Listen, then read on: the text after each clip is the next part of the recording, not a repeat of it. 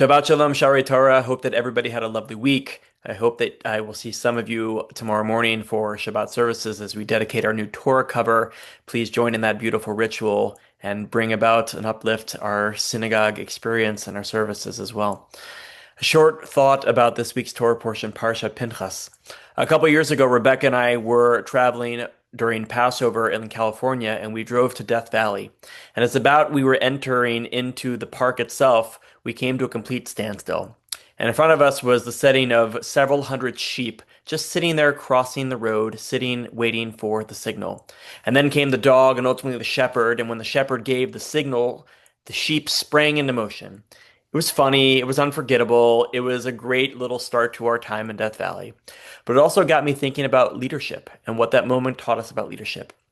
Parashat Pinchas, in addition to learning about the calendar offerings of our calendar year, the story of Pinchas, the daughters of Slofchad, and inheritance, we also learned that Moses will no longer be our leader as we enter into the promised land without him.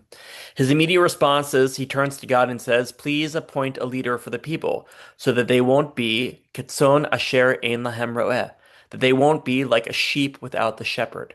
But the Torah adds this phrase, like sheep who do not have the shepherd. Why not just say, sheep without a shepherd? Why do you have to go and explain it even further? One answer comes from the Ketav Sofer, a famous commentary. He says that it's true that a leader must be for them, for the people, not for ego, not for power, but for the sake of the people in which they serve.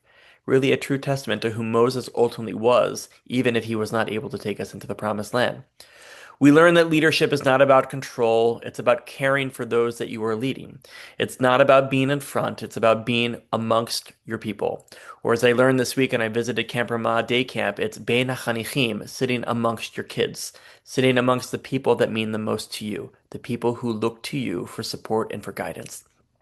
That day in Death Valley, it wasn't just the shepherd or the dog, it was the partnership that moved the flock to safety. We need the same. We need leaders who work with others, who lead for the sake of those that they guide, and we need to be those people that can turn to one another and support, lift up, elevate, and feel a sense of inclusion and togetherness and a sense of belonging. That's what leadership is all about. May we each step forward with humility, with compassion, with courage for them, for us together, one people, as we are all the own shepherds taking the flock to the next step.